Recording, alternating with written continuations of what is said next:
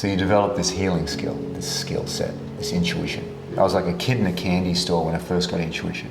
I was reading everybody, left, right, and center. And it would cause dramas because I'd offer up information that didn't serve the highest good to offer it up. I'd tell, or I'd been read with somebody and get the depths of what happened to them so graphically.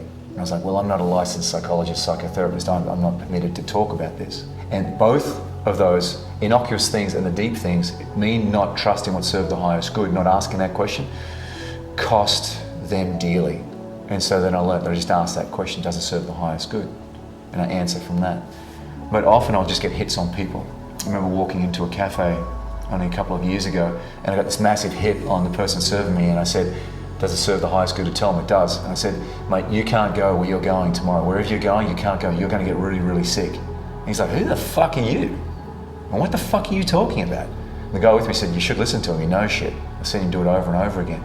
So I'm sorry, mate, it's so heavy that I need to tell you this. And he said, fuck off. Let him go. 4 months later, I was back in that cafe and this guy's there and he's got all these funny marks around his face and he weighs like 50 kilos. He's emaciated. And he looks up and he goes, it's you. You're that guy. You're the guy. Hey, everybody, that's the guy. That's the guy that said to me, don't go. I'm like, what? Yeah, I remember, mate. What happened? He said, I went to Mexico the next day and I got some disease, some illness, and he ended up in a coma for 2 months. And the marks on his face was where they put you on the spit roast when you're in a coma that turns you so you don't get the bed sores, and it turns you every 12 hours, whatever it is that turns you. And they were the marks on his face, where the face was.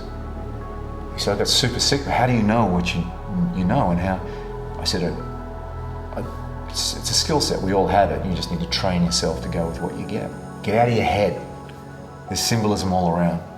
Learning the skill of intuition is one of the greatest tools you can ever have, but you already have it. You just choose to serve the highest good, and you'll get the symbolism that will come to you. The person who reads tea leaves or the bumps on your head or the tarot cards, the great ones, they're just using those things as an imagination point to leap off from. That's the dirty secret about intuition, is that we're just making it up.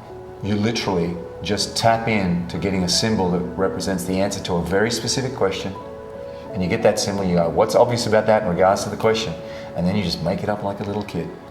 So my skill set, after thousands and thousands and thousands of hours of doing it, is simply I back my intuition, I back my imagination. I just go, don't know how I know what I know, but I know this. And then you just back it. It's a great skill to have. But the greatest skill you can use it for is understanding yourself.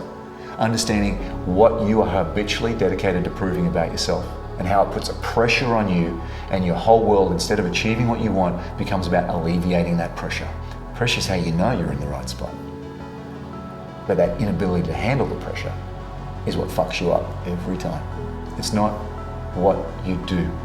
It's the way that you are that creates good fortune.